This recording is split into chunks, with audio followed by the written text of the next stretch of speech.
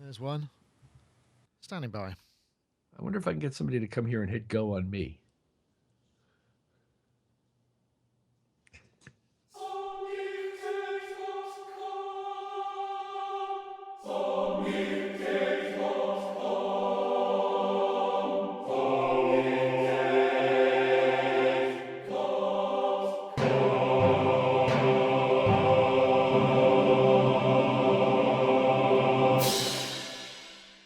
Hello, everybody. Welcome to Sonic Talk number 288, recording live today, Wednesday, the 24th of October. I know it is because it's my daughter's birthday. Happy birthday, Nelly. 9 years old today. Getting to be a big girl now. She'll probably never see this, but, you know, I feel like I want to. It's the only thing I can do publicly. But anyway, she's having a lovely day, although she's had to go to school. Right, let's go to our guests. We've got a triumvirate, a Skype triptych.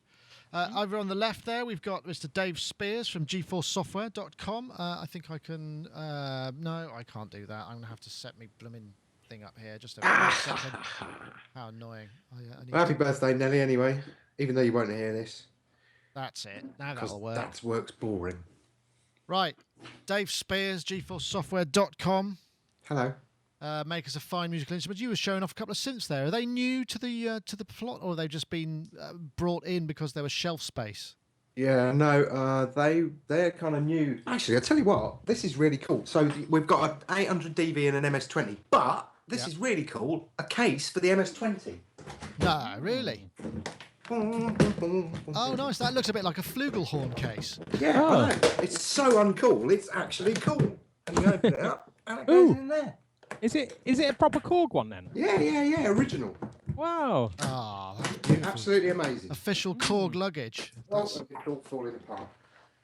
I like the idea of that, because they're not easy things to transport, because they've got such a... Well, it's L-shaped, isn't it, basically? Anyway, Dave, thank you for joining us. Let's go over to our central, the man in the middle, Gaz Williams from, at...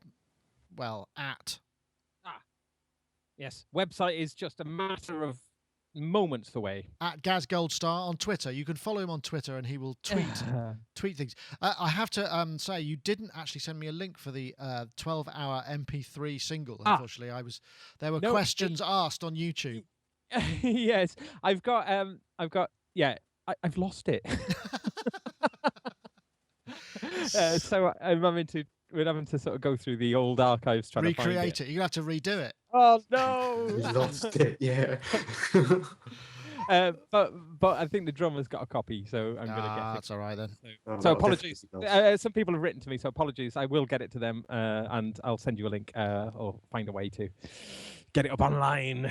Anyway, Gaz Williams, bass player extraordinaire, songwriter, producer, mastering engineer. In fact, I was just working on your Sonus Wahoo piece. I sent you a link to it. Did you get that?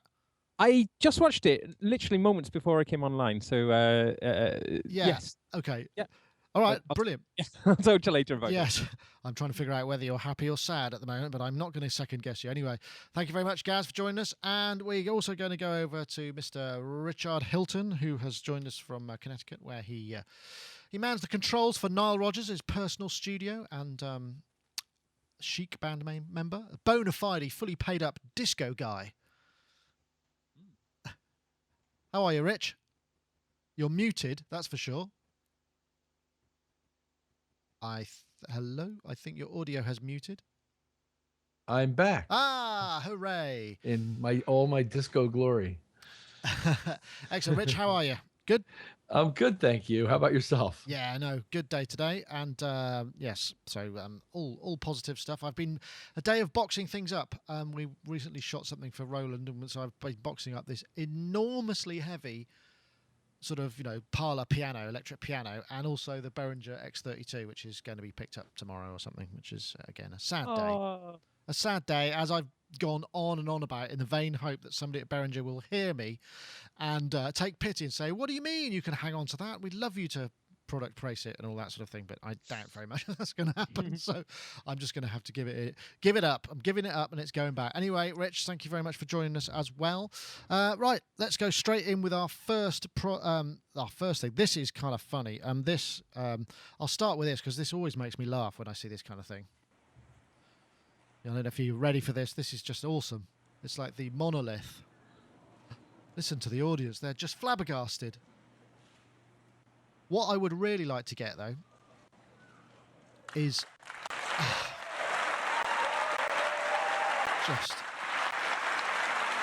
a lip reader.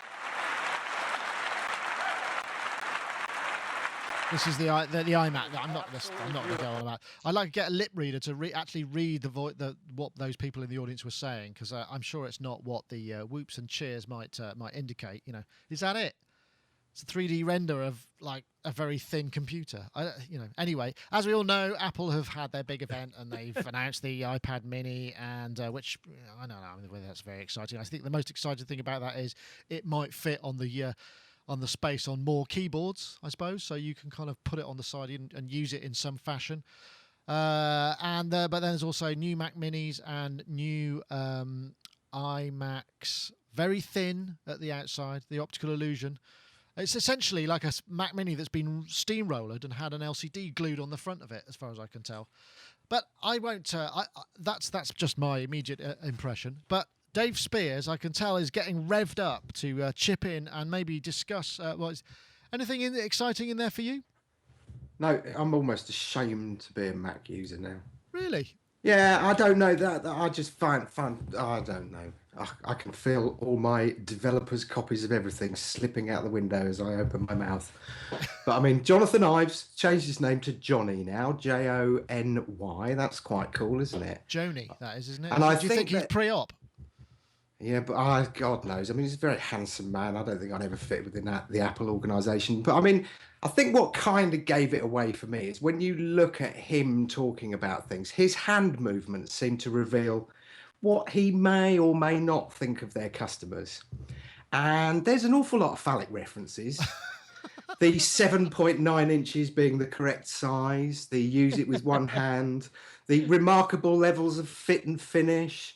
There's just so many quotes in there, apart from the constant use of the word amazing all the time till it actually makes you want to gag. Fast food performance. What is that?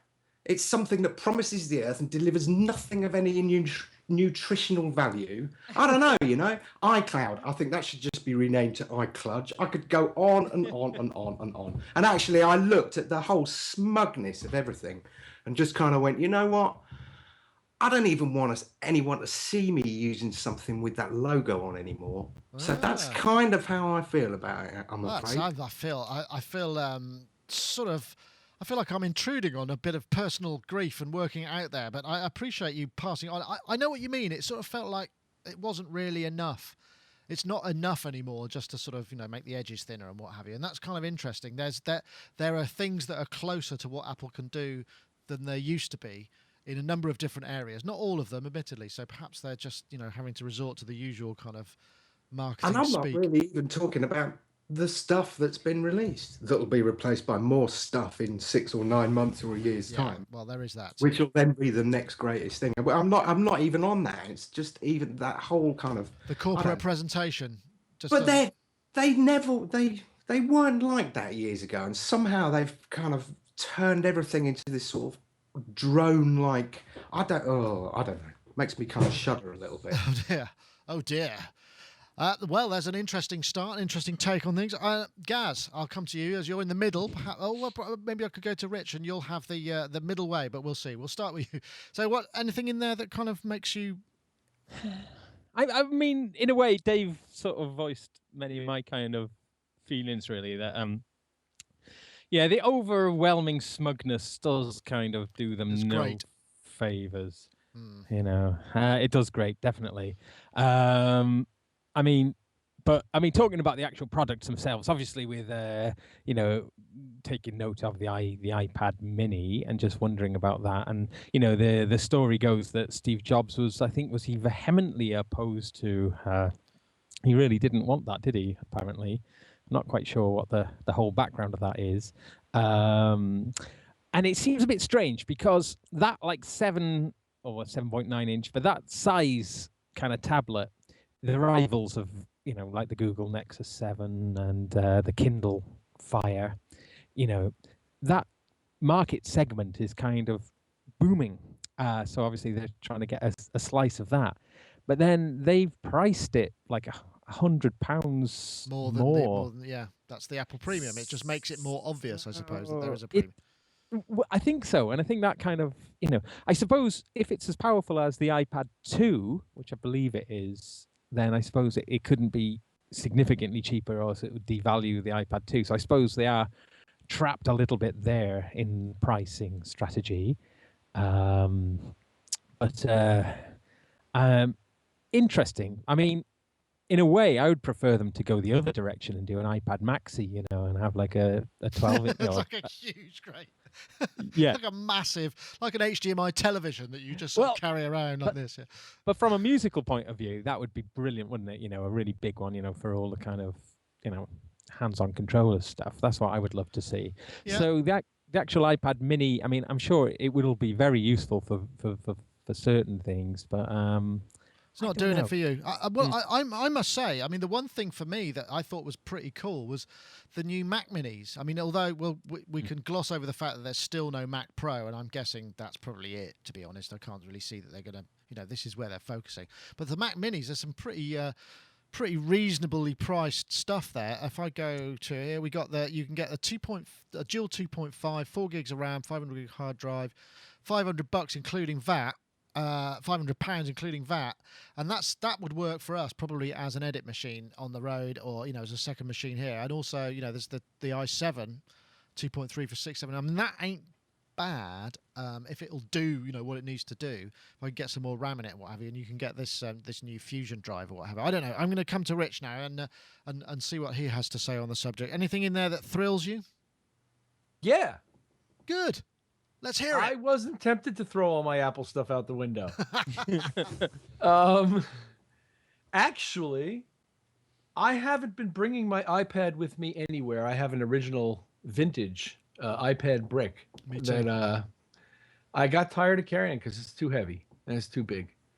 And I was about to replace it with a Kindle, one of those Paperwhite Kindle things, because I found that now that I've got the phone, the only really useful thing I need it for is book reading, which I never predicted before I had it, but I ended up liking reading books on it if I just don't have to hold it. Laying in bed with it, reading a book is horrible with the iPad. And this thing might fall in between. Oh, what, the Mini? A lot more money. It's a lot of money to fall in between for stuff that I don't really need duplicated on two devices in my hand. It's a lot of books that you could buy for that. Well, but the point is right. Yeah. If all I really need it for is book reading and battery life, I already bought a spare battery for the phone, and I got to get a book reader for $150 or less. Yeah. So I'm not sure. It's cool. I think it's a good product. And as to the pitch, I sort of agree that the pitch has lost a slight ladder step of dignity about it. I don't know. But the products look good and they all make sense to me. You would have a Mac Mini with the Thunderbolt port and the USB 3, and you would have new iMacs that are even thinner and miraculous looking, and, you know, and everything, you know, I don't know. It all makes sense to me. Yeah, I wasn't horrified. I think the Minis look kind of pretty compelling, actually. I'm just going to go and get Mark Tinley because it's funny how it's proportional to our need for any given product. For example, for me, even though we all knew it was coming, the iPad Mini was compelling because I was already thinking that my iPad was too big and too heavy, and so this is like sort of a product for a guy like me. Right. And whereas you're thinking you need something portable that you can do some pretty good video editing on and not have it choking down, and maybe the Mac. I used to have Mac Minis. I love it. I think it's a great product. It's a pain in the ass to get inside of, but it's a great product. I'm just trying to find Mark Tinley on. I have to use. There he is. Right, I'm just going to go and get Mark as well and see what he has to say. But yeah, there's some good. I mean, for Mac Mini stuff, you can do some pretty happening processing on one of those, and that for $500. I mean, obviously you need your computer, £500 rather. That's not bad for as a sort of audio production system. It probably would kind of give you more or less what you need for a lot of stuff. Yeah, it's a laptop in a box. It always has been. Yeah. And the iMac is more powerful laptop in a But like the iMac has become like a. You see them in big studios now. The iMac, you know. Yeah, everywhere. You know, it's become, it has become like a, almost like a standard sort of machine of a, So yeah, it's not much more to say about that though. And they've also added this Fusion drive, which is a kind of combined hybrid hard drive with SSD in it, which is nothing new, but they kind of seem to have called it something that makes out they invented it, which is clearly not the case. I also want to say we got Mark Tinley, who's rushed in straight from a train, hot off the train, back from the big smoke, and where he's come to join us. How are you doing, Mark Tinley? I'm doing very well, thank you. I'll pop you in that screen because it means I've got a layout, which means I can pick my nose while everyone else is talking. Third as well. Woohoo! Mark. Yeah, we were just talking about the Macs, and I wonder whether you were tempted by any of it. I'm not. The iPad. No, I love it when Mac release new products though, because it means that all of the old stuff gets cheaper suddenly, doesn't it? So now I can probably afford to go and buy like a MacBook Pro, a faster one. Well, that's a good point. Maybe I get an iPhone 4 now, right? It seems like a bit insane for to go and buy an iPhone 5 for like 500 quid and then or a Mac Mini 2 years or any of those things, and then in 2 years time they're worthless. I always believe that it's better to stay one step behind, not necessarily because it works out cheaper, but also because everybody else has ironed out all of those horrible problems that all the people who are on the bleeding edge are going to have. So as Rich is waving, he's one of the problem ironer outers. But then again, having said that, looking at this that iPad Mini, well, there's two things really. One of them is that I'm going progressively blind, so I could either spend £2,700 on getting my lenses polished, taken out my eyes and polished, so I can get my eyes fixed, or I could buy a slightly bigger screen. So maybe if it would solve the problem of replacing my iPhone 3. But then looking at it, I think I'd have to wait for the GSM one, because the Wi-Fi one doesn't have the GPS in it. So then you would lose all of your navigational functionality. Oh, let's not get started on that. I mean, the one thing that I did that is quite interesting about the iMac and the Mac Mini, the Mac Mini still has FireWire, so you get Thunderbolt, you get 4 USB 3s, and you get FireWire 800, which I think actually is quite. But then the iMac, which is the sort of the fancy one with the 5mm super thin look, whatever, doesn't have FireWire on it at all. So I mean, from our point of view, a Mac Mini would sit right into this whole world of stuff we've got here, and would make a lot of sense. The problem I've got no FireWire on the new iMac. No. Oh my word! Didn't see it. Sorry. Ooh. There's no FireWire on my laptop, but I have a Thunderbolt to FireWire adapter. Yeah, you can do that, but I mean, still, it's kind of useful if I've got I don't have to buy yet another thing. I mean, the other thing that what was the other thing I was looking at that was kind of interesting about the Mac Mini? I can't remember now. It's gone from my head. It's awesome. No, that's right. No, it's not. External hard drive. This is the thing, because I thought, well, okay, Thunderbolt might be time to do this, and I was checking out the prices of these Thunderbolt kind of drives, and they're still really expensive. I mean, you're paying a couple of £100 for like a portable drive here, Lassie. How fast is the Thunderbolt thing though? Well, it'd be fast, but I mean. But USB 3 is ridiculously fast. Well, I guess it's probably not as fast as USB 3, but these things aren't cheap, So the storage, it's a bit like well, I'm sort of buying the same stuff, but because it's got a slightly different bridge in it, I'm paying even more. I mean, okay, maybe maybe the drives inside are faster as well, but I mean if you can make USB 3 work, you can buy a 3 terabyte USB 3 drive for £100. Yeah, that sounds a bit more appealing. Yeah. And it's lightning fast. So if that worked with your setup, that would be the solution. You don't need any of that FireWire stuff anymore. Yeah, it's too slow. I think what we might consider is getting one of the Mac Minis, small ones, dual i5, to take away with us when we go and do NAMM. So we've got like a dual core, a dual 2.5 with turbo boost and what have you, and be able to do some video processing with it, and then just have it back here as an edit machine. I think I said that earlier. I can't remember if I was on air or not at the time. But so I mean, I think if you're just wanting to get into Mac world, the Mac Minis look. And you've already got a load of PC screens and keyboards and stuff. I mean, Mac Mini looks like it could be quite a compelling device, because it ain't that expensive. I think it's $499 US as well, isn't it? Or is it $599? But it's still not $599, right? It still seems reasonable. And the hybrid drive, again, this is the thing with the SSD in it, which kind of it caches your most often used applications and data. It's unclear whether it'll do that with applications that are not Apple based ones, but that speeds things up considerably. But again, they call it a fusion drive. That's a couple of $100 for that, and I think that sounds quite expensive for a 1 terabyte drive with 128 SSD on it. And it's not something they invented, even though Is it sort of like a RAID kind of thing? Or no, I don't think it is at all. It's nothing like a RAID. It's just like a drive with a 128 gig cache on it. Cache, yeah. Oh right. Oh okay. But the cache is super fast. So I'm guessing that was there anything else in the offering that I didn't watch it all. I just took the headline points really and didn't really kind of cover anything else. I mean, because presumably you're going to need to buy a new machine, Dave, at some point to develop on or whatever. That your 8-core or 12-core, 12-core is the only one that they still sell, is going to be too expensive. I mean, what are you going to get? I don't know, is the honest answer. I don't know. Abacus. Abacus. Linux. No, I don't know. I mean, we talked about this, and I'm kind of waiting for the Mac Pro, which they said that they were going to release at some point. They did say that. But like Gaz said, I know an awful lot of people who are using iMacs. It would just be that I've got to hang an awful lot of drives off of them somehow. So, we've got a huge amount of data floating around. I'm also,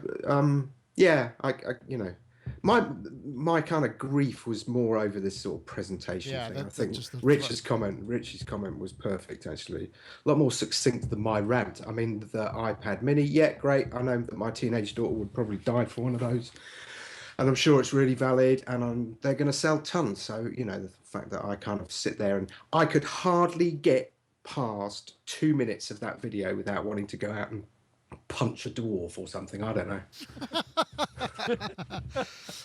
As that would be a 7.9-inch dwarf, presumably. Yeah, of course. Is that rather nice looking suite of brightly coloured iPod Touches new as well, or did they come out with the iPhone? Oh, I don't know. They come out with the iPhone, but they're rather cute, aren't they? I rather like them. But I mean, in terms of what we need for what we do, it's not really, the only like I said, the only thrilling part really was the Mac Mini, which you can get into. In fact, I think the iMac is kind of it's sealed. I want a hybrid. I want somebody to make a MacBook Pro that runs iOS and has like a touch screen, so that when I touch the screen, it does all the iOS things on a big screen instead of a small one. And I want to be able to type on it, and I want to be able to run Logic on this bit down here, and I want to be able to run all of my iOS stuff up here, and just Oh, I have like a kind of. Well, there's no reason why, given the power of some of these Mac, why there shouldn't be possible to run like a virtual iOS. Well, you can virtual iOS in. If you get the SDK, can't you? But you have to pay for that. Well, they could just stick both processors in the same box, couldn't they? They've done that in the past.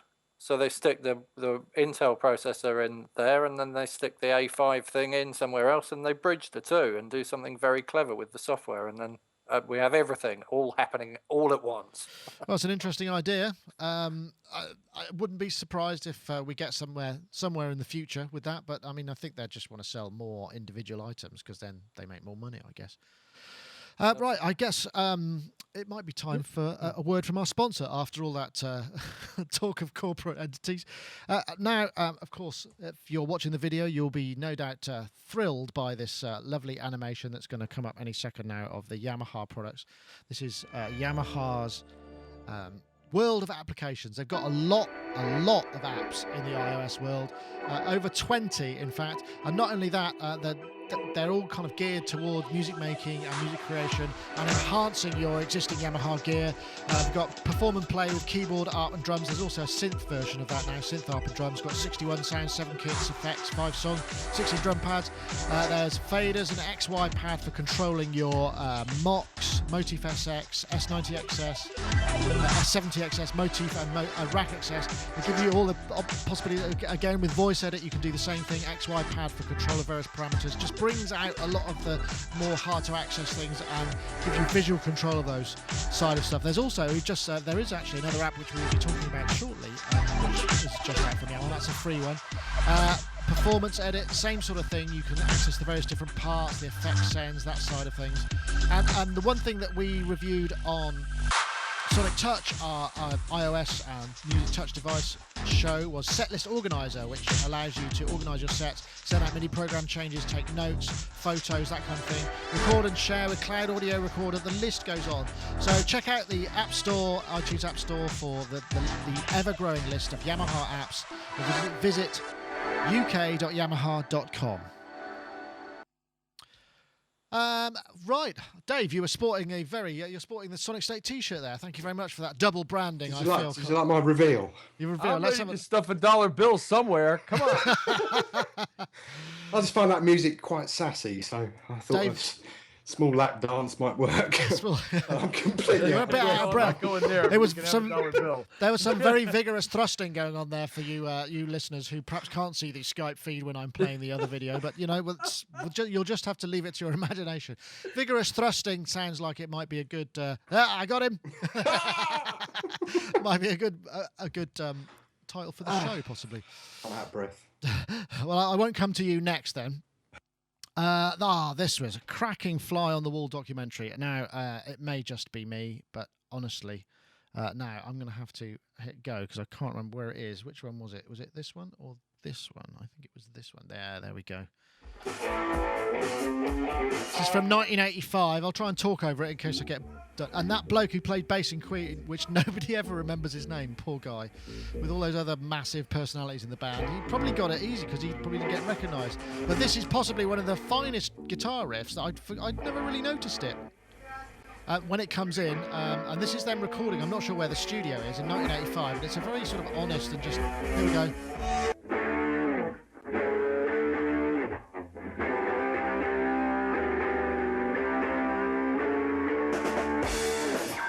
I have to say that I didn't remember how great, what a classic rock riff that was, and I'm a bit of a sucker for that sort of thing. AC/DC's Back in Black intro, one of my favourite intros of all time. Dave's looking really excited here. I think I'll fast forward a bit. There's some various other bits. Well, I won't go, but what was really interesting about that, not only was it just a sort of, it wasn't very showbiz, you know, it was just like some blokes in the studio recording, but they happened to be Queen, sort of at basically the pinnacle of their success. And at the same time, all that kind of technology of the time. I just really enjoyed that. I'm not going to come to Dave first because he's still out of breath. I'm going to go to Rich Hilton. Did that move you in any way? Did you find it an enjoyable watching experience, or am I clutching at straws again? Loved it. Loved everything about it. I thought Freddie Mercury was Jesus. So brilliant. Yeah. Unbelievably talented and just oozing with good ideas and enthusiasm, and his vocals were incredible, and I just loved I loved watching it. And I was in studios around the time, working around the time when that video was shot. So I'm looking at all the gear around and everything, and it's just reminding me of being in that time. Agfa tape.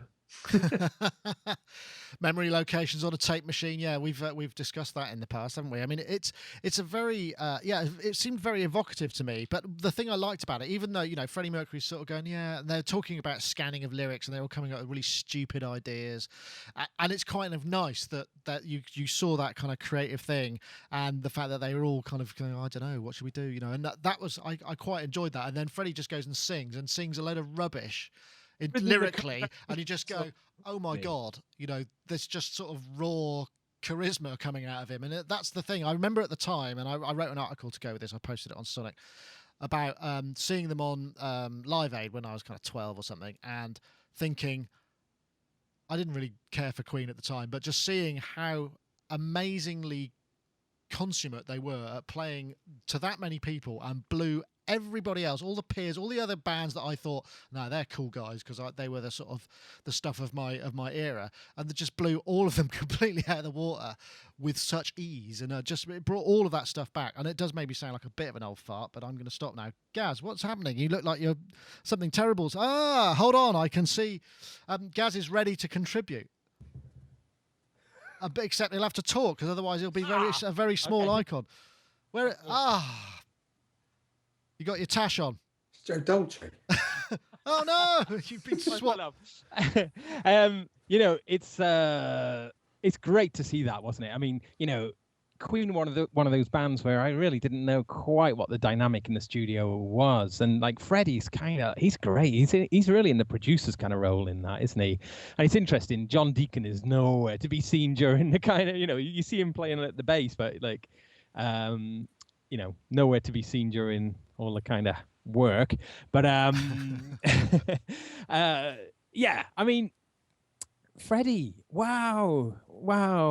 I mean, it's the thing about Freddie Mercury, though, which I always find quite interesting, is that he is an Indian man. He's an Indian man through and through. He's not a Brit. He's an Indian, and he's and I think that's always overlooked a little bit. If you see older sort of photos of him and stuff, and he looks like an Indian man, there's sort of it's a very unusual background. Absolutely, I'm trying to remember. He comes from some. He's from really Zoroastrian. I think, is it, or from North India? It's not. It's one of those. It was an island. Africa, Zanzibar. That was it. Some sound really exotic. Yeah, but yeah, and I just kind of I was reading somewhere saying that he is Asia's greatest rock star of all time, and thought it was quite interesting, really, because there's not that many. Can't think of any. Seem to be overtaken by Gangnam Style, I suspect. Oh, yeah, that's true. But yeah, yeah. But just seeing that dynamic though in the studio, and it really is great to see that the way that they work together, and it's kind of making me think about bands like U2 and successful bands like Radiohead and Coldplay, and how the balancing act of a band is that thing of just getting just the right sort of personalities working together, and it's dynamite when it works. And I think that the shameful thing with Queen though is just that they made some pretty crass records as well. Yeah. Well, I don't know, but I mean, everybody does. More the fact that what they've tried to do since Freddie's been, since Freddie passed away, and I think if there was ever a band that should have shut up shop, it was Queen, really. But that's an interesting point. Dave Spears, I'm coming to you, and I'm wondering whether you're going to be really grumpy or go, yeah, I enjoyed that. I love Queen. No, that's a total lie. You don't? No, I don't. I really, honestly, it should come as no surprise to anybody that I just can't stand this band. I don't know why. I think Freddie's was cool, interesting character. I like his background. But for me, it's just a whole load of pompous nonsense, all of it. And as for that, We Will Rock You. I'll rewind a little bit. As a kid, I remember hearing Seven Seas of Rye and thinking, oh, this is quite interesting. And then there was the other one. What was the one that came after that? And thinking, and then everything from there Killer Queen. And then everything from there was just kind of like, okay, obvious. Okay, obvious. And of course, Live Aid was the kind of defining moment for them as a band. But I don't think I ever owned a Queen record. And I probably never listened to one all the way through. I don't think I did either, actually. But it still doesn't change the fact that I'm kind of that Queen Greatest Hits 1. That's all I've always maintained is their best record. Is that right? Greatest Hits 1. Yeah. Fat Bottom Girl. I mean, that's a classic. I did. And what about that play, for God's sake? This blooming Ben Elton, who I used to like years ago, and he's turned this. It's a farce. It's just like, and then you find that all the kind of MI companies. Hey, let's go to a night. What's it called? We Will Rock You. Let's have a jolly good time at We Will Rock You. And you're just like, oh, grow up. Right, I'm moving swiftly on. Tinley, Mr. Mark. Hello. Have you got anything you'd like to add to this? Did you enjoy that? It was a bit nostalgic, but I really enjoyed the fact that, of its time, It just felt like it was absolutely the sort of, it encompassed pretty much the pinnacle of that whole scene. No, okay. I mean, I have a massive problem with Brian May because I just think he's just an absolute knob. But then, having said that, I have to give him the benefit of the doubt because I've never met him. I've also played his guitar without his permission, which he doesn't know about. He does now, though. Damn. I'm not sure if he's a regular viewer or not. I won't. He might not be watching went this week either because I might get into terrible or might get somebody else into terrible trouble. But he might be a really nice guy, But his stage persona is just like so. Oh, please just go back to the 70s and don't come back, And then the clogs thing. I don't know if he's still wearing clogs, but I have to say, so I disagree with Dave about Queen carrying on, and I think it's cool that they carried on because I like their old new singer, or the guy who was that. Where's that guy's from Free or something? Paul isn't it? Rogers. Yeah, I love him. I think he's brilliant. So I'm kind of quite glad they carried on. And then, of course, Jessie J did that thing on the Olympics thing, and I think she's brilliant as well. And I wanted her to kick him in the nuts, actually, when he was doing that guitar thing. I was thinking, go on! Wow, she's genuinely just beautifully talented, and she just did like this whole thing, and it was like, wow. Whereas he's an all right guitarist who does this whole over-the-top massive ego thing that just kind of is a shame. Remember when he did the thing on top of Buckingham Palace? Wouldn't it have been brilliant if a bolt of lightning struck him? Oh, listen, come on, look. We don't wish any personal harm. Well, Rich, I'll say something positive about him to end, okay? Yeah. Stuck a picture of a badger on his arm on the Olympics thing, and he raised lots of awareness about badger colour. Yeah, he's got a big thing about badgers. I know that. It's definitely very... He's married to Anita Dobson. Okay, right. Hold on. Rich, I noticed in the chat room, Rich, that you said you worked on a Freddie Mercury record. Yes, it's true. Was that in person or was that sort of by proxy? No, I never met him. It was this. It was released just posthumously, actually. Ah, okay. The album was called The Great Pretender, and the song was called Time. It may have been Time Waits for Nobody. I don't remember, but it was a great experience to work on those tracks and hear his voice tracked like that and get to listen to the multi-tracks and solo things and examine them. And I have extraordinary admiration for him. I think he's an amazing artist. I think he opens his mouth and hits come out. Yeah, that's a great. Open his mouth and hits come out. That is pretty much kind of how I would see it. I mean, not all of them, but yeah, right. It's interesting. What it is about that is the charisma just comes out even on YouTube. Looking at you, just get the sense of charisma of it, and that's quite an interesting thing to be able to see. And not many people can do that, I would say. Okay, well, if you can watch the whole thing on YouTube, it's kind of fun, and I enjoyed it. There's some great opportunities for gear spotting. I think there was a Jupiter 8. I think I saw, there was obviously the DX7. I saw the Fairlight keyboard, and there's a few other bits and pieces, but yeah, there's quite a lot of stuff that you could see in there. What's that sound coming off the DX7 there? I sort of doubted that it could have been, to be honest. It sounded a bit too good for the DX7. It's triggering something else, wasn't it? Right. He was using it as a MIDI keyboard, you think? Yeah. It's probably triggering the Fairlight. Oh, there was a Fairlight in there, wasn't there? We saw a Fairlight. Yeah. Yeah, there was a Fairlight there. Anyway, just a bit of fun. Honest. Everybody can calm down now. Here we go. Let's have a look at this new string library. This is kind of... now I've got to remember which button it is. I think it's this one. No, it's not that one. You mustn't press that one. That's the bad button. Don't press that button. Press. Right, and now I've crashed everything. Here we go.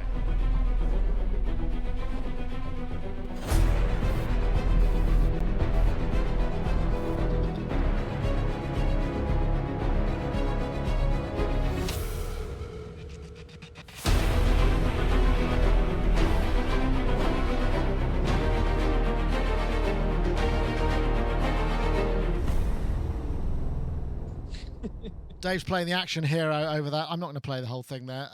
This is well, it's not so new, but it just I checked the demo out and I was kind of interesting. This was Native Instruments Action Strings, and it seems to be an interesting take on your usual sample library in the fact that they basically just got a 60-piece orchestra and recorded them playing a load of really quite hard to emulate on with just a straight static string library sounds. And so you can get all the, I mean, it is kind of one thing. And I thought it sounded absolutely amazing. And I'm getting a sense here that you can't do that sort of thing so easily with just a regular key switch where you actually have to play or not. Rich is looking at me slightly incredulously there, so I'm going to let him come in. What did you think of this? Well, what really interested me in the videos that I watched about it is the scripting, the left-hand scripting that allows you to select phrases in real time as you're playing, triggering things with your right hand. Now, admittedly, you are triggering things. I think you can control pretty tightly what it is you're triggering. And yes, these kinds of things are not easy to do well and quickly any other way I've tried to do them, though they can be done. But they're painstaking. Whereas this makes it look like you're going to get a pretty rhythmic result very quickly. It's all rhythmic stuff. It's all, well, which is the hardest stuff to get, I guess, isn't it? There's 154 phrases, 14 gigabytes.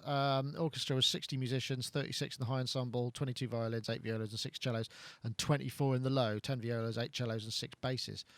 A nice chunk of air moving around. The report, Orchestra Prague. Looks like they sampled it by somebody called Dynamedion. 400 bucks, 300 euros seems like a reasonable chunk of change. It's funny though. You sort of look at this and you think this is exactly the sort of thing that when sampling first came out, that all the people in orchestras were going, no, evil, it'll replace us all, and absolutely bang on, totally right about it. I know, Gaz. I mean, sometimes, just that must appear. I mean, you could imagine if you'd been asked to do something filming an orchestral for a sort of title sequence, and you just threw that together, it would just sound bloody amazing. And some of the demos, if you look at the, we look at the main page here for the actual thing, there's some fantastic demos in here. I mean, it just sounds absolutely amazing stuff. What do you think? Is it something you'd be interested? Would you have a need for it? What do you think about it? Well, I think it is quite interesting, other than it is going to kind of just keep making more and more stuff sound the same, and it will, I'm sure, be just used to death. So in some ways it's a bit like, but it did actually remind me that I did actually build something a little bit along these lines myself, but rather than using a string library, I did it with rock riffs. And if you give me a moment, actually, if you go to somebody else, if you give me a moment, I'll give you a little demonstration. Okay. I know. Mark Tinley, are you, is this, I mean, there's something about me that appeals to, I could say yes to all this work if I had one of these, but I'm sure I'm just kind of kidding myself. Maybe I'm not. Not that I get offered this kind of work. I'm gonna say,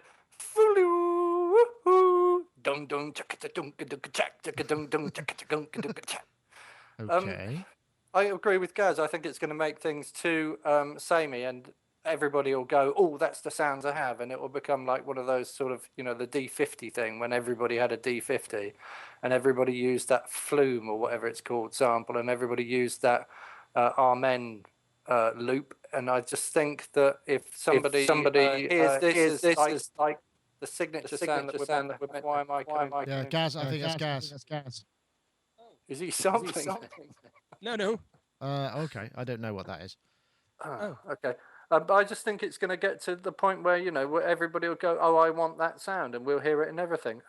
Can we talk about the Adele song, the Bond song as well? Because I think that that sounds like sampled strings, and I think this whole sampled strings thing needs to go. We need to get back to real orchestras, because they definitely sound well, if you can afford it and have more of a thing going on. Well, maybe the thing about this is it would you generate the demo and then you go, well, actually, if you get the budget to do the recording properly, you go and do it properly. I know, Dave. But then nobody ever strays away from like a set kind of pattern of things, and this music's far too much about far too many set patterns. Like, oh yeah, I know, let's have guitar, bass, and drums and a singer. I mean, come on, let's not do that. Let's do something completely different. Let's have like a sousaphone player, a Yeah, okay, clarinetist. but bearing in mind that if you ever do a string session, what happens is you end up with you go there. I mean, this is somebody. If say it's the first time you do it, you've got the budget for the album.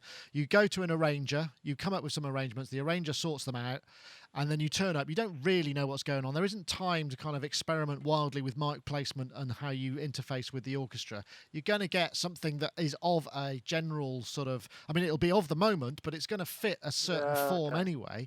So I mean, and then it's going to cost you 45,000. And it'll cost you 45. Yeah, exactly. Exactly. So, yeah, I mean, yeah. Dave Spears, you're looking again rather nonplussed there, and I want to hear what you have to say.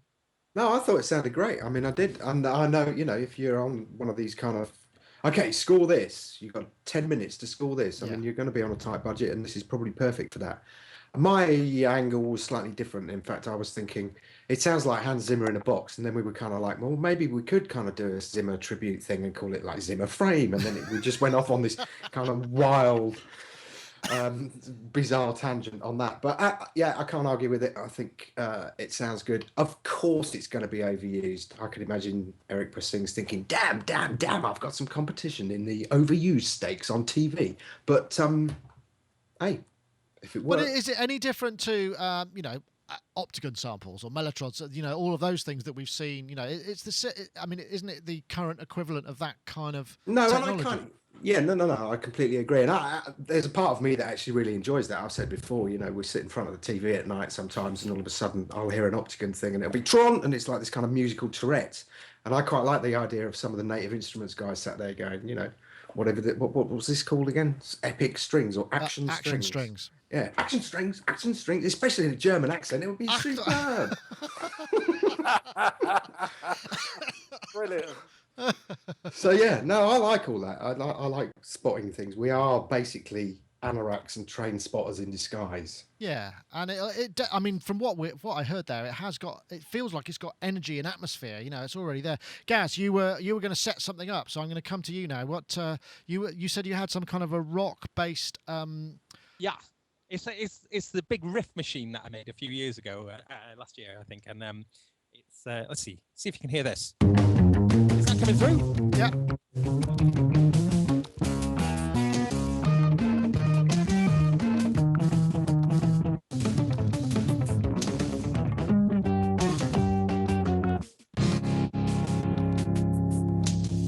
That's brilliant. I'll tell you genius. what, it sounds like early Zappa. It sounds like Weasel Ripped My Flesh or something. That's fantastic. What did you make that in, Gaz? In Ableton Live, and we made, but with my band Rocket Gold Star, we made lots and lots of very small little riffs, and then we made the riffs kind of sound so you can kind of go from one to another. But then half the keyboard is the riffs. There's 44 riffs in all, and it's on the 88 keyboard. We got one half is the riffs that start from the beginning. Yeah. Half is the same riffs, but they start like in the legato mode, which is relative in the bar. So you can kind of hit the riff on the left, it'll start at the start, or on the right, you can kind of just jump to another one. So it's right. And the idea was quantized to the beginning of the bar as well when you hit a key, or does it? The side on the left is quantized to the beginning of the bar. The side on the right, you can just go in at any. They're not anywhere you want, and it will switch. So you can just make massive amounts of. I mean, it's almost like a limitless amount of kind of riffs.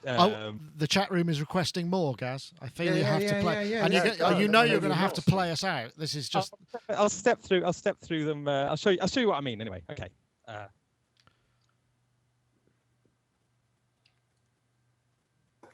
Right, just so is this coming through? Yep.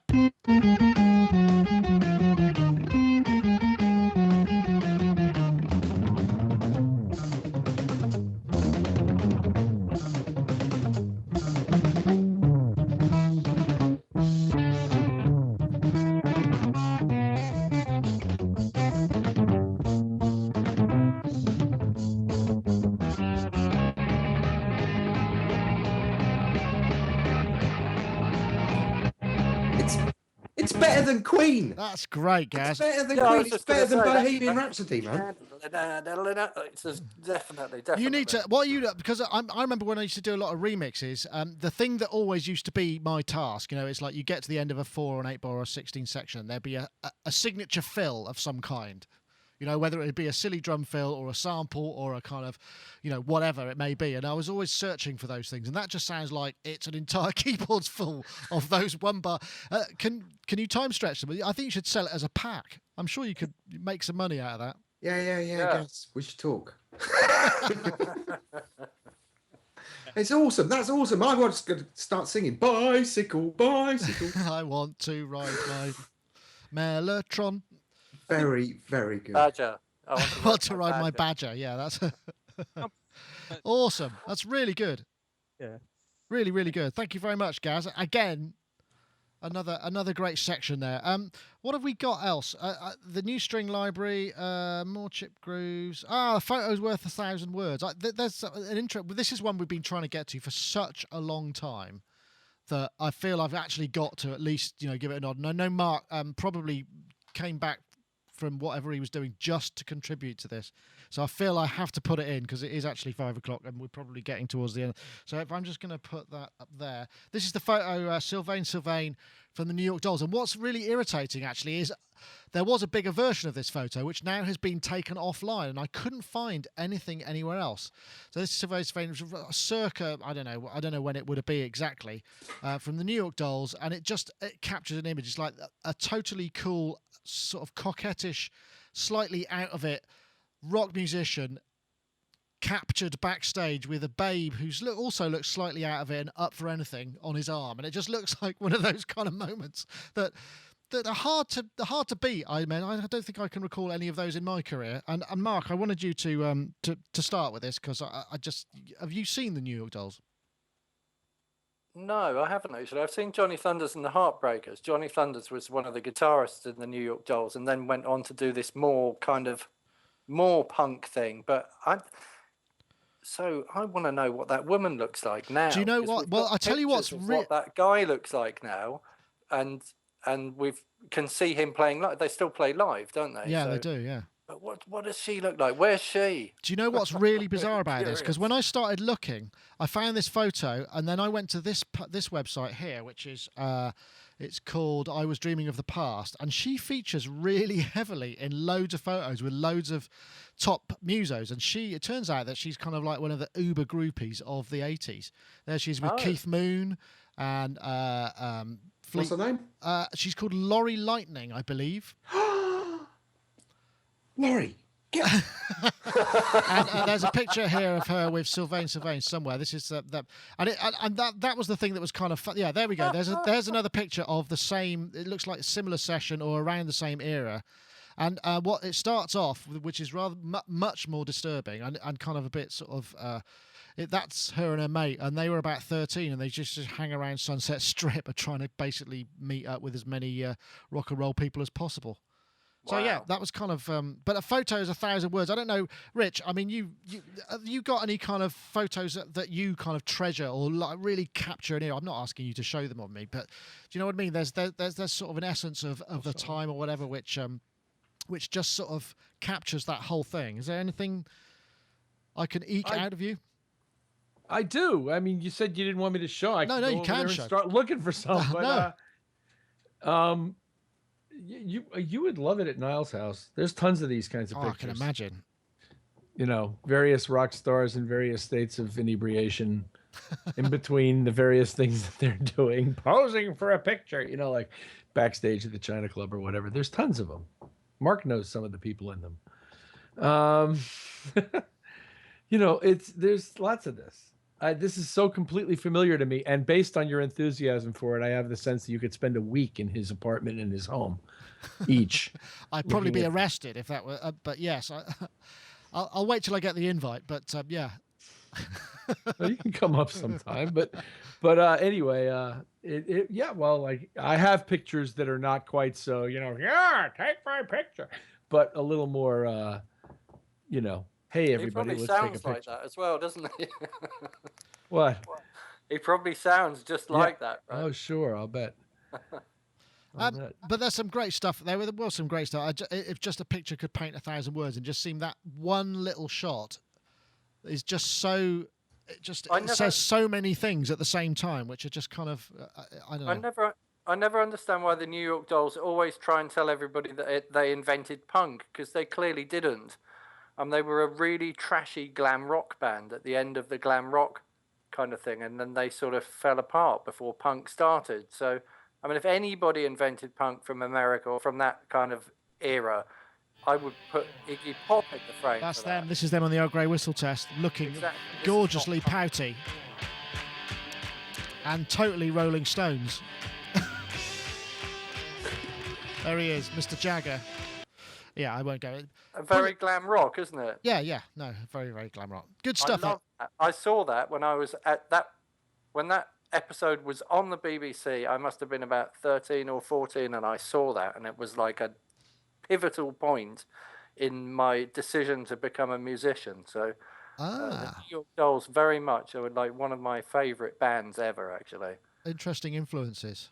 Yeah. Dave Spears, you've got some great photos. There's some fantastic photos in this archive, actually, of them with Debbie Harry, and Debbie Harry looks absolutely just totally foxy.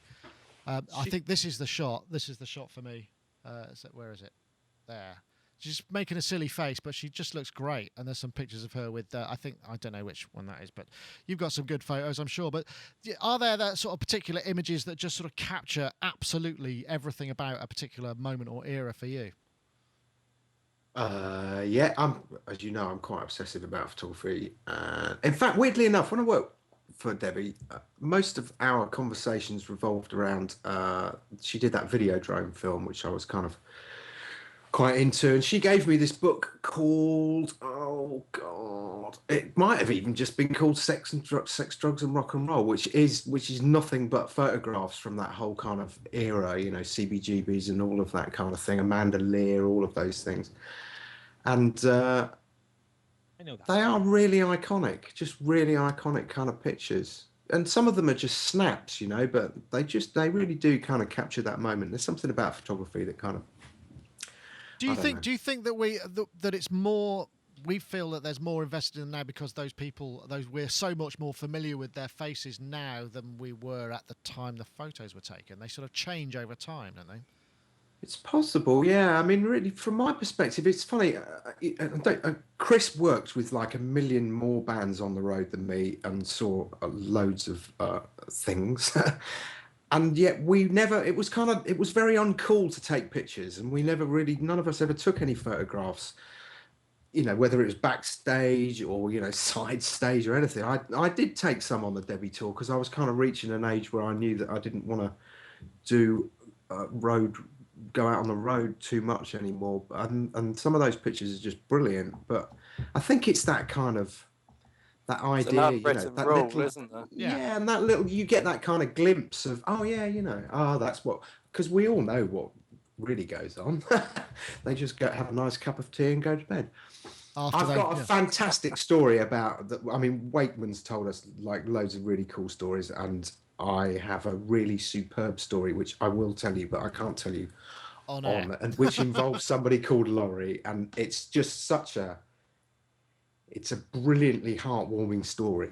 Okay, we'll have to take your word for that and hear it later. But there's some good. Gaz, do you sort of chronicle your adventures when you're on the road much, or do you kind of leave it to chance? Yeah, it's strange actually. Like Dave was saying, I think until the advent of mobile phones with cameras on, the amount of stuff I did and never have any kind of photo record of it is terrible, really. But what it was making me think of, though, in a way, though, was you're talking about like kind of atmosphere and nowadays in venues, especially since the smoking ban came in, there's a real lack of atmosphere in places. It's weird. Like before, you'd have all wisps of smoke hanging off everything, and sort of they just kind of give atmosphere. So if you did take photos there, things are obscured by all this kind of cigarette smoke everywhere. And now when you go to venues, everything's very stark. And too many megapixels at the same time, eh? Too high res. Yeah. So I think there is, I mean, there's a bunch of different reasons that why things look the way they do. But I was looking at some photos from the early '90s recently, and it's funny how things have an age to them, don't they? And like these photos from the early '90s, so I thought, oh right, okay, they just not just the clothes. I don't know if it's to do with the chemicals of the films and when you're getting them developed or whatever. And the hair. Hair makes a massive amount of difference. Yeah.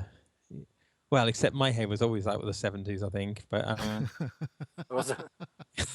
I think some places actually now they just kind of you have smoke machines in them, so there's always a little something in the air to kind of keep that haze to it.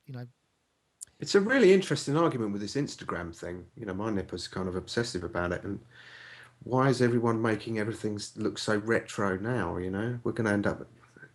The argument is that we could end up with a generation of people who have no real pictures that are of today, because everything looks like yesterday. It's kind of strange. Yeah. Well, I suppose digital photography, unless you get to a very high standard and have those sort of lenses which just stylize things, has very little atmosphere. Just as a snap. I mean, obviously the composition of the image can be great and look beautiful, and there are countless examples of that. But as a general rule, it's not atmospheric in the same way. Isn't there a Photoshop filter you can get though, where you just click on your focal point, and then it turns it into like a fisheye kind of? I'm sure there's loads. I mean, we use all sorts. We've got a new online image editor which we've now integrated into our CMS. It's called pixlr.com, pixlr.com, and you could just upload images to that, and it's got things like radial vocal blur, so you can just go, I want that to be the middle, and then everything else around it just sort of washes away. There's there's all sorts of stuff you do now. Exactly. But that's not the same thing as it being at the point of taking. You've then got to do something afterwards. It's kind of not the same. It's not the same process, is it? It's not the moment. It's the sort of moment, and then what shall I make it look like now? It's not quite the same thing, I suppose. No, and it's really. I've actually given my nipper. My nipper's Freya's doing A-level photography now. She got 100% in her GCSE, which was pretty stunning. And I've dug out my old Canon film camera, and I'm gonna make her go out with a roll of film and just go, right, let's see what they look like by comparison. Yeah, because kids actually don't understand the whole concepts of depth of field. When they're doing GCSE, it's more about composition. It's not about, depth of field and apertures and shutter speeds and stuff. It's very strange. I think anybody who's listening to this podcast who's under 25, say, we should give them a calculator and a set of instructions on how to get samples into time by time stretching and pitch shifting, and see how they get on, actually. Or better still, just can you write boobs? Calculator. Or hello, yeah. Boobs on a calculator. There's another possible show title as well, I think. And I can find the image as well. I want to see an upside down Commodore. What was the name of there are classic Sinclair. Yeah, it was a Sinclair one, wasn't it, with red LEDs? Yeah, that's it. Right, boobs on a calculator. That's a great link bait. That's brilliant. Yes. Mention of the sneak preview of Ableton Live. Yes, there was a bit. I only heard a very small amount of this. There was apparently a video was leaked onto the Ableton YouTube channel. I mean, that's just that doesn't add up. Obviously, that's just rubbish. They put a video up and created a story around it. But I haven't seen it. That's something that's passed me by this week. I've been rather busy. Perhaps you can fill me in. Well, the video doesn't show a great deal, but what it does show, it shows like a new compressor called the Glue, which is automatic or something. Yeah, like a new, and then it shows how they've changed the EQ, so it looks a little. Oh, you've muted, Gaz. You've gone. Am I? Glue's cytomic, isn't it? Cytomic, yeah. Hello, can you hear me? Yes, I can now. You're back. Okay. Don't know what happened there. Yeah, it is. I think they've just licensed that. So it was just showing, and it a couple of plugins. Whoopee. Not even that. I mean, apart from the Glue, which is a new one, it was just showing how the EQ and the compressor had sort of had some, some updates. But the thing that was quite interesting was in one of the shots, you actually got to see a little bit of the interface as well. So it's I'm a long time Ableton Live user. I've been using it since 2002. So I've always followed it quite keenly. So I was kind of keen to see what I could spot, and there's like a new browser, which is actually a lot better actually than the current sort of browser on the left-hand side, and also a couple of intriguing little buttons on top. So we'll have to wait and see. But I think I think it was, as you say, I think it was probably like a deliberate little. Well, it must have been. I mean, you can't. Well, I mean, how can you accidentally publish a video on YouTube and then not delete it? I mean, it just doesn't work like that, does it? Yeah, I think I think it's a teaser. I think it's called. But I think by them concentrating. All I was going to say, by them concentrating on just these very fundamental sort of plugins as the first hint of it. I was wondering, is that deliberate to kind of show that it's maybe going in a bit more of a serious sort of direction, or I don't know. I mean, I know that there's going to be announcements sometime coming soon, and we'll see what it is. But I was talking to somebody at the weekend actually, thinking about it, and because they said, "Have you seen this?" and I said, "No." And apparently, the reason it's taken so long and so little it seems to have outwardly changed is a lot of what's going on under the hood has been completely rewritten to accommodate new architecture and to be able to build from here and continue onwards without dragging all this sort of legacy stuff that is slowing me down, as we've talked about in the past. So I think that's what's been going on to a degree, and that's maybe something that we might not immediately see the benefit of straight away, but that's as I understand what's been going on. I noticed Dave was nodding there, but probably cannot say a word. Just nodding. No, I can't say a word. But yeah, Ableton Live will be coming soon. And I think Max is integrated in it fully as well, as far as I recall. Oh, the only thing I remember, and this is something that from the very beginning, a bloody great big bar counter, so that when you're the drummer or whoever and you're triggering things, I can't say this is tiny little bar counter in the top corner. I just want a massive one across the screen so that you can just see where you are all the time. Doesn't seem like much to ask, but hey, just a little thing. I think unders use a laptop just dedicated to Logic's giant bar counter. Yeah, exactly. Why? That's cost effective. Well, no, actually, they looked at getting somebody to make them something that was big and giant that they could see, and it turned out it was more cost effective just to go out and buy a slightly older MacBook or something like that and just run it as a bar counter. Yeah. Yeah. Okay. Anybody else have got anything to add? Because we're heading to the time when I have to do the wrap up, because I've got to head off and enjoy some birthday cake. Yay! No. Okay. We did talk about the 64-bit, 12-bit, 8-bit, 12. No, 12. Oh, that 8-bit mode machines thing. Sorry, I'm getting all CDO about this, which is like obsessive compulsive, but in the correct alphabetical order. Right. The mode machines thing. Yes. Yeah, no, well, maybe we'll get on that way, because that's got one of the finest videos of such a small device I've seen for a long time. Very good fun. But I think for now, perhaps we'll leave it. And I want to thank everybody for joining us. Thanks for those listening and watching live and in the chat room. Obviously, if you've not been here before, you may be watching the archive on YouTube. sonicstate.com/live, 4 p.m. UK time. You can get to participate in this, and you get to see the chat room as well. I'll just pop them in there. There they all go. And we'd love to see you there, so thank you very much. But we'll start with you, Mark. Thank you very much for joining us. Mark Tinley over there in the east of England. Hello. No, goodbye. Likebeing.com. Thanks for joining us. Very much appreciated. You making the effort to get back. Oh, I was hugging Indian women in London. That was at a Guru Fest, which was all very exciting. And if it hadn't been for this little baby, my mobile solar charger, I'd never have known what the hell was happening. So that was good. Wow. Well, that sounds like an intriguing conversation for another time. Thank you very much. Yes. And Dave Spears over there, who's fiddling with his MS-20 from GeForce Software, makers of fine musical instruments. There you go. I just thought I'd annoy just one last time this week. Thank you, Dave. Rack extensions and all sorts of other good things. Just head over to geforcesoftware.com. And, of course, we've got Rich Hilton, who's over there in sunny Connecticut, who, as I like to...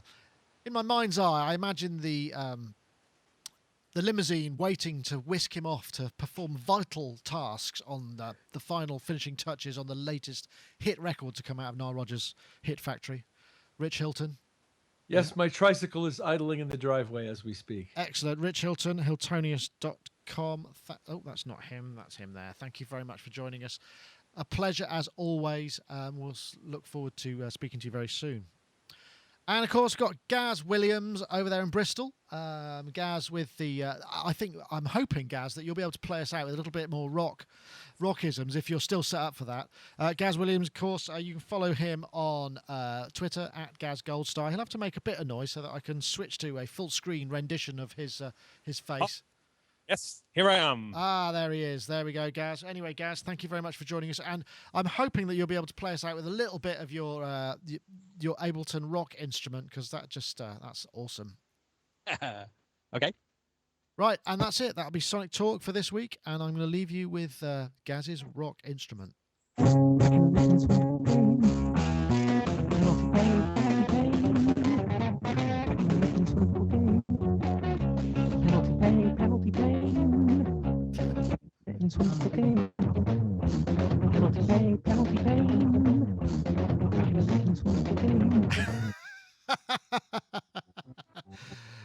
Awesome. He looks a little bit like the bloke in the Monty Python thing, where turning over and playing the organ there. If you fantastic. Thank you very much. That's it. That's Sonic Talk number 288. Over for the week. Woohoo!